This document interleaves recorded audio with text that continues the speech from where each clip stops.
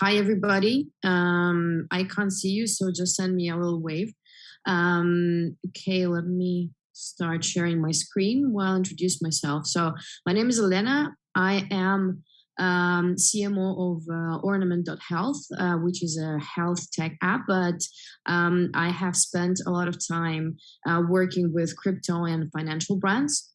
So I will tell you about one of the biggest challenges that we faced I'm sure that many companies face the same challenges. So let me just jump right in.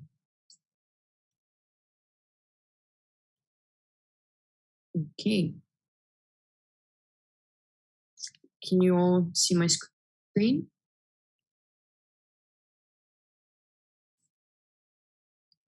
Okay, I'm going to assume that you do see my screen, and I'll just keep talking. So how to choose a partner? Well, you might think that this is a beginning to a marriage counseling session, but actually this is one of the biggest problems that C-level managers and all managers face when they work with marketing professionals, with agencies, and especially when you choose a person or a brand to represent you out there in the world. Like, for example, striking big brand deals. Like, for example, you all probably know and see Crypto.com struck a deal with Matt Damon. They put him on, on the first page of the website. It's an interesting video, which I urge you to go and take a look at if you haven't seen it. But, one thing is to make a brand video. Another thing is to make sure that it works to your benefit, because I have a very great belief in the fact that investing in brand partnerships is not just a vanity investment, is actually an investment that can bring you a lot of benefits and great ROI if you prepare for this deal correctly, which I'm going to talk about today. So first thing we need to think about is actually three pillars of good brand partnerships.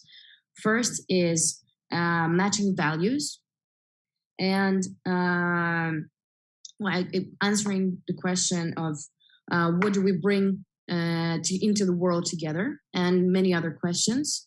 The second pillar is to understand where you're currently at.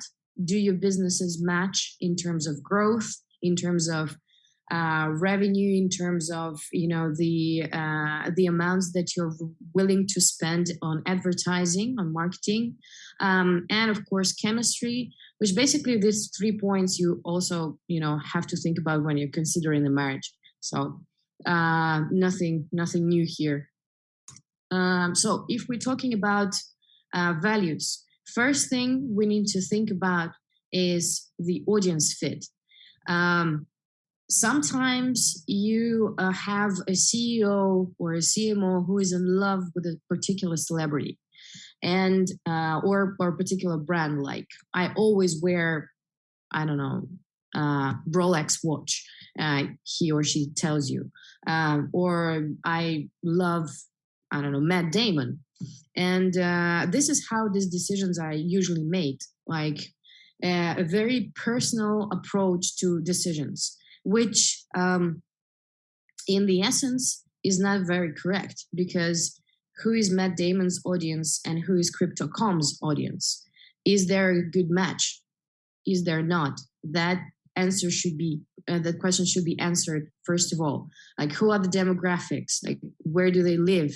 What are their interests? What are the channels that are using? And of course, we need to think about the affinity of those two brands. Like, when you're checking for a deal, sometimes actually we're working with an agency, and the agency already comes to you with this information about a brand, but usually they say, hey, they're great guys, they cost $5 million, give us $5 million and you will be sponsoring football team, or I don't know, will have your name patched on a t-shirt of a game sports team, and you say cool, and this is not the way to agree to this kind of deal. You need to first to see audience fit. Secondly, you need to see the image fit. So basically, do people view them the same way they view themselves? Like, for example, in currency.com, many people thought that we are a product for newbies, which wasn't true, because currency.com was a product for not for only for newbies. It had a lot of awesome features for interesting and for experienced investors who are ready to explore additional features, not just buy and sell or just hodl. So it's sometimes values that that are believed within the company don't match the image that the company translates to the world with their marketing, with their advertising, what the founders and investors and the C-level managers say about this company. So you need to be very mindful of that, and you need to do your research, or get the agency to do this research for you. That's actually one of the examples that I wanted to show you just 1 minute before switching it on. I think is the awesome example of how a brand can change, the way it is perceived by another audience fit. So they forgot all about, audience fit. They forgot all about their image, and they did a really cool rebranding for new audience, and it was a great case. And they got Cannes Lions in 2014 for this case, and I was actually honored to witness a lecture on this case. So it's one of my favorite cases out there. So we can roll it.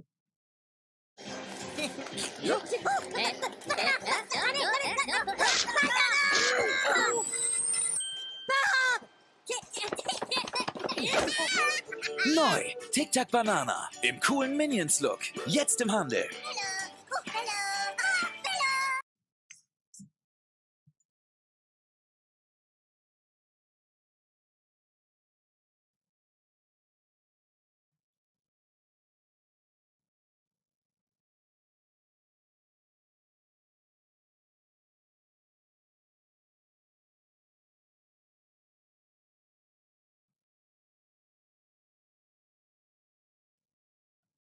Okay, I guess you guys all saw this cool video, and it actually, the case is that TikTok was a dying brand. Some people that are loyal were buying it, and they weren't doing a lot of interesting stuff, and the new generation actually wasn't paying attention to TikTok, because there was a lot of other candy, a lot of other sweets. And they've been thinking what to do with this. They need to widen their audience. They need to understand how to rebrand themselves, how to position themselves for the new audience, because this is something that they haven't done in a long time. And they turned to the Minions before even the Minions movie was launched, and they struck a deal, and they produced this mini Tic Tacs with Minions printed on them. And it was really hard for them to actually print something on the small surface of a Tic Tac. And they were like experimenting with the forms and how to do this without spending huge amounts of money. But in the end, they were everywhere. Kids loved it. People even like 30 plus loved it, and their sales skyrocketed, and movie sales for Minions also skyrocketed, not because of TikTok. So it was probably a better deal for TikTok than for Minions, but they needed financing, so they got it. So it's mutually beneficial deal. So this is something that we need to to always consider what are the benefits. Mission fit. So this is also a very important thing that you always need to think. These are the core values of your two companies. Your archetype, like who is your company? Is it a sage or is it a lover? If you are like wobbly in Jungian archetypes, please go, Google them. It's very important for branding and for making decisions on how your brand should be. So, for example, a good example of a clear archetype would be eToro with a magician archetype, because they say, trade like Steve. Steve, clicks one button and he copies every trade. So here is this magic. You click one button and, the magic happens. So this is the magician archetype. Other brands have other archetypes. Some play in the same role. Some have like unclear archetypes, but it's also very important to have your archetype for your partner match yours. Because if you have a lover archetype and then you mix it with sage, then you need to do a lot of work to actually make this deal work. So also you need to have the same brand values. For example, if you're a plastic company and you partner with a company that is all green, maybe that's not a very good deal. I mean, of course, we're talking about digital products. We're all plus minus green, but it's also very important to see what, as I said in the beginning, to understand what you're bringing into the world, what are the values. Also mission and vision, also the same thing. So basically you need to get your brand manager and the other side's brand manager to talk and discuss and understand if your values fit. And if they don't fit, of course they don't fit exactly, but if they don't fit in a big way, maybe you should consider somebody who's more similar to you in terms of what you're bringing out there. The biggest part of this is budget, current status and goals. First of all, you need to understand what your budgets are, like, and what are you ready to spend. If your budget is 100,000 per month, you shouldn't spend $5 million on a brand deal. You shouldn't, any investor would tell you, don't put all your eggs in the same basket. So basically you need to understand if you're ready to spend your monthly budget on brand deals. Are you ready to spend your quarterly budget, your yearly budget? And you need to have a clear view of where you want to take it. And also, for example, big brand deals like FTX, Binance, all these companies, their deals right now start at 15 million per deal. Sometimes it's 5 million per year. Sometimes it can be 15 million per 2 years. It's a very, very expensive market right now for big brand partnerships. Back, in 2018, it was just 2 million per year, which it's really, the prices have skyrocketed. So you really need to consider what you're willing to spend. My advice to you is to look at brands who are emerging. Look at, there are a lot of awesome startups right now that are in need of financing and that are, getting the audience by storm. They have crazy ROAS numbers. They have crazy engagement numbers. Look at Stepan. I mean, if you don't know this, you need to absolutely look at it. It's play to earn app. I'm not going to talk about it a lot, but they're doing extremely well. So you need to find companies like that are emerging and strike deals with them if you are not at the big level company that is willing to spend 15 million for a brand partnership. So then you need to understand the commitment to the budget that you're spending. You need to get your partner to commit to, like, for example, like when you get married, you ask your partner to commit to love you forever, which never usually works, but we commit anyway. So you need to get them to commit to specific numbers.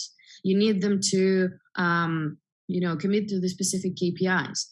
Because they know their data better than you do, and they would never share the data. Like usually, when you strike partnerships, if this person is not your best friend, they will share the data that is they're going to show them from a really, really good side. So you will say, "Wow, that's cool," but at the end, you will not get the result that you wanted. For example, when it was, I can't say which company, but once we wanted to strike a deal with social media partnerships, with a partnership with a big company, and they started to show us their awesome engagement numbers and awesome reach numbers, and everything was awesome until we actually asked them to share this to share the stats. And we saw that all this engagement drops when they introduce another brand, any other brand, in any other way into their content. So people were watching only them, and they were not reacting in any way on, partnered content, which is, not something that you want, because you will be a partnered content. So that's one of the cases that was, that will help you understand what I mean. So you need to look, first of all, at CPM, of course, how much you're paying for your exposure. If they can show you CTR, and if they can commit to CTR because they have a strong creative team, that is even better. And then you get your analytics team to do the assessment, of the CPM, and they can provide you with an idea of pessimistic and optimistic prognosis of the ROI. Or you can do it yourself. You just basically take your current CPM and go from there. Usually when you strike a brand deals, it's on the mid-level or a little bit higher level, but it can bring you a really good lower level, like really cheap CPM, if you produce great content and if you found this right audience fit. And of course, if your product is cool, then there would be no problem. So for asset mix, don't just ask for one price. Ask for a price that is divided by assets. For example, if you're striking a deal, with a cybersport esports team, they would tell you, okay, we're going to give you a patch on our t-shirt, we're going to give you exposure in our social media, we're going to give you branding during the live streams, we are going to let you do some videos with our players, etc., etc. So there is an asset mix that you need to ask for. You need to understand what exactly you're getting for this money and how much it costs separately. Some companies, of course, they don't want to sell something separately, which is fine. But maybe if you do the evaluation, you will see that the patch will give you the highest CPM. But for example, your data analyst will say, well, it will bring us the best ROI, in my view, and you will believe him and you will do it and it will happen. Maybe not, but you need to evaluate your deal on asset basis, not on the total deal basis, because sometimes you need to get something out of the deal that bears no value to you. Okay, so then we're of course calculating CPM per channel, and of course, as I said, for social, check PR on paid check engagement rates on paid posts, and on sponsored posts is very important. Then we need to focus on understanding what content and what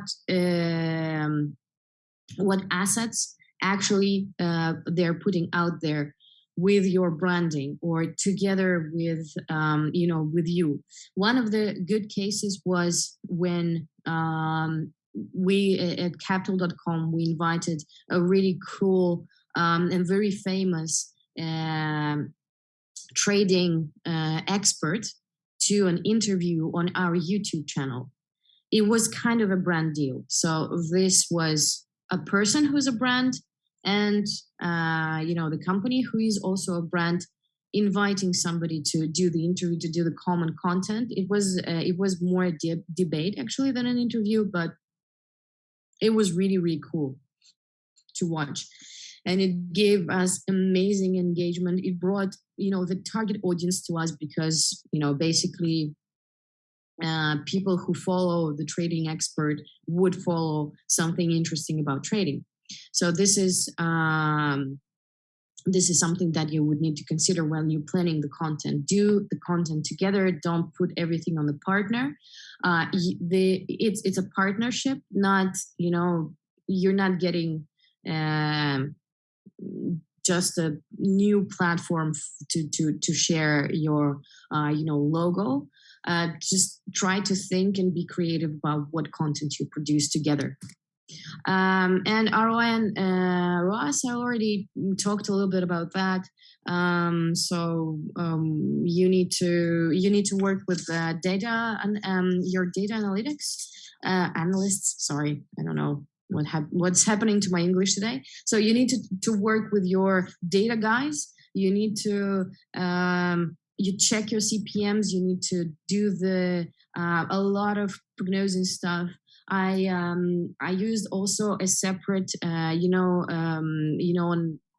an expert, a consultant who didn't work with our company. He has his own system of analyzing the assets, and usually our results matched from what we did with inside the company. Sometimes not, but it's really good always to get a second and third opinion on the prognosis that you're making about your ROI.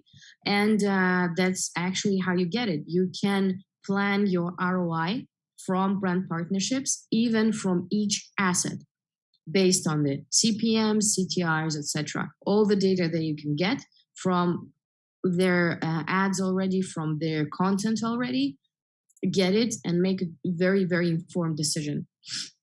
And last but not least, you need to understand the chemistry. Like everything in your life, people drive the world, not the brands. People are always behind brands. Sometimes brands fail, sometimes because people behind them fail. So when you choose a good partner, you need to understand, are you making decisions together? Or are you saying, hey, I need 3 posts this month in your Instagram, and then you forget about it and you come 3 months later to check if there were any posts in their Instagram about you or not. This is not a good working relationship. This is not how it works in brand partnerships. So are you making decisions together? Sometimes it's good for a company. If you have enough money, you hire a separate person for this. If you're just emerging and growing, you need to have a function of brand partnership management. It can be like maybe a social media manager sharing this role, or a project manager sharing this role. It's all up to you, who actually looks at what is happening on the other side.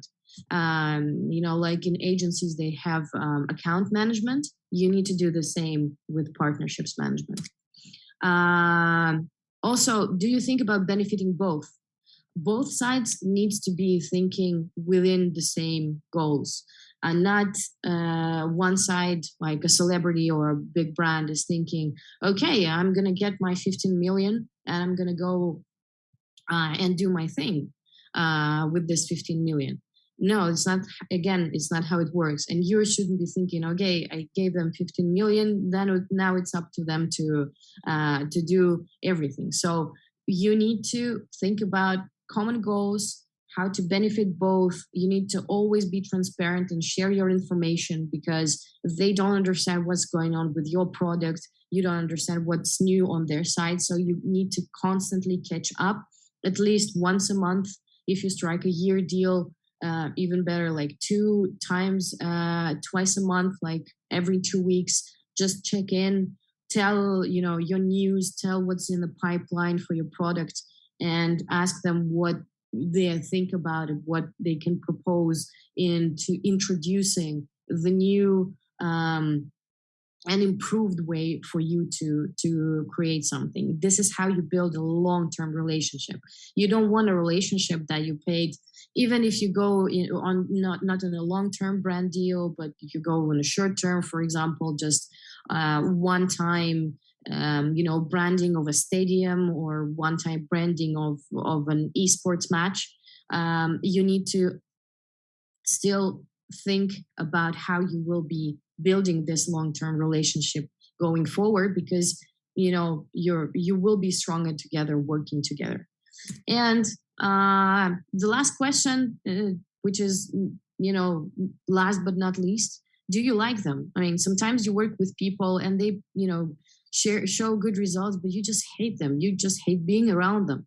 And if you're building a long-term relationship, you need to understand if you actually like this person, or you could grow to like this person, or is just somebody that you would never like and never share a beer with. So that's it from my side. I think we can move to questions. And also thanks to Sloan Media for arranging this. This is a lot of fun. Awesome. Thank you so much. Super interesting. And we did come up with a few questions, but maybe I'll give the viewers some more time to brainstorm a little bit more. The first question we have is how to choose archetype and define it. And sort of a bonus question on top of that one is, shall the team do this, or who is responsible for choosing and defining the archetype? Mm-hmm. This is a very good question.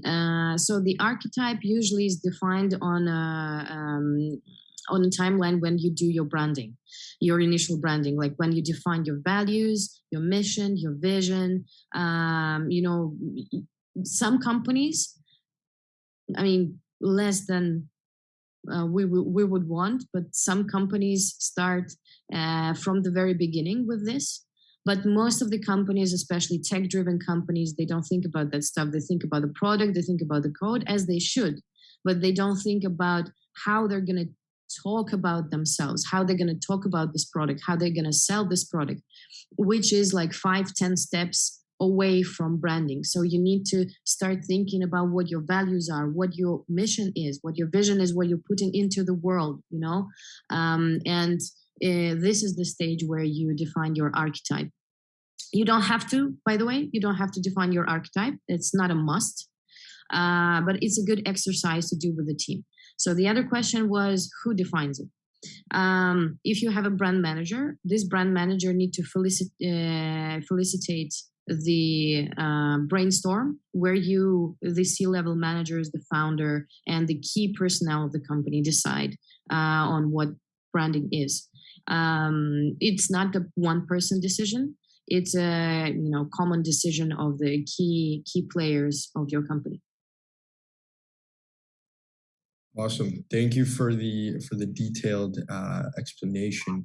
The next one is again a super ultra bonus question with a couple more on top of the first one, and that is how should a small startup define budget, and what channels could be a good focus for starting the business, and maybe what % would you tie in terms of income or investments to the budget? Oh, wow. This is a question for 10 hours of consultancy, on business, but I'll try to answer. How do you define channels? basically do testing. You do a small budget of, I don't know, whatever you have. You split it into several channels. Like maybe, if we're talking about media buying, user acquisition, then it can be Google, it can be Meta, it can be bloggers, it can be affiliates. Affiliates is on the rise, by the way, so maybe you can consider that. Affiliate marketing is something that is very, very hot right now, and is bringing a lot of good and cool clients to the businesses. But you need to test. You need to test channels. You need to test creatives. If you are disappointed in the channel, maybe where you weren't working there.